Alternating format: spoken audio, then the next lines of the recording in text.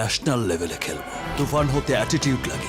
এবারের নির্বাচনী প্রচারণায় হঠাৎ করেই আলোচনায় উঠে এলেন শাকিব খান। একটি নয় বরং দুটি ভিন্ন রাজনৈতিক দলের প্রচারণায় তার উপস্থিতি দেখা যাচ্ছে। তবে প্রশ্ন হলো, শাকিব খান কি সত্যিই রাজনীতিতে নামলেন, নাকি সবকিছুই এআই প্রযুক্তির তৈরি আরেকটি ভয়ঙ্কর বিভ্রান্তি?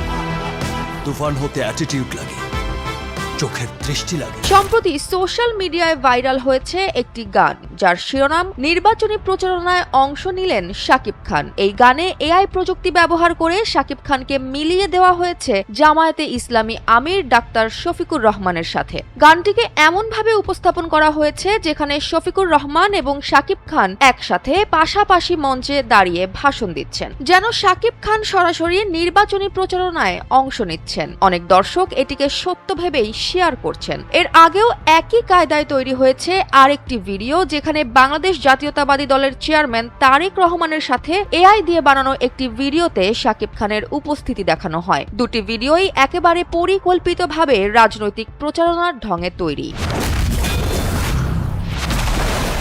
এই দুটি ভিডিও প্রকাশিত হয়েছে ইউটিউবের একটি চ্যানেল থেকে, যার নাম SAN24। তবে চমকে দেওয়ার মতো বিষয় হলো, এই চ্যানেলের প্রোফাইল পিকচারে ব্যবহার করা হয়েছে দেশের পরিচিত গণমাধ্যম যমুনা টিভির লোগো, যা দেখে খুব সহজেই যে কেউ ভাবতে পারে এটি যমুনা টিভির কোনো অফিসিয়াল প্ল্যাটফর্ম। কিন্তু বাস্তবে এই চ্যানেলের সঙ্গে যমুনা টিভির কোনো সম্পর্ক নেই। পুরো চ্যানেলটাই ফেক পরিচয়ে পরিচালিত এবং এআই দিয়ে বানানো কন্টেন্টে ভরপুর। ফাইটটা কিন্তু তুমি সেই রকম করছো, পুরা হিরোদের মতো। বিশ্লেষকরা বলছেন, এভাবে কোনো মিডিয়ার লোগো ব্যবহার করে ভুয়া কন্টেন্ট প্রকাশ করা এবং কোনো শিল্পীর চেহারা বা কণ্ঠ অনুমতি ছাড়া ব্যবহার করা ডিজিটাল প্রতারণার শামিল। বাংলাদেশের প্রচলিত ডিজিটাল সিকিউরিটি আইন অনুযায়ী ভুয়া পরিচয়, বিভ্রান্তিকর কন্টেন্ট এবং রাজনৈতিক উদ্দেশ্যে তথ্য বিকৃতি শাস্তিযোগ্য অপরাধ। পোষ মানে না, পোষ মানা।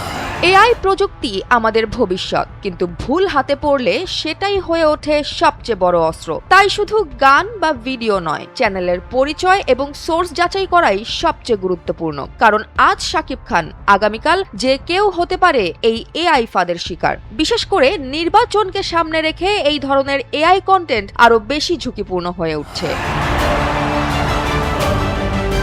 জয়া হাসান, NPB।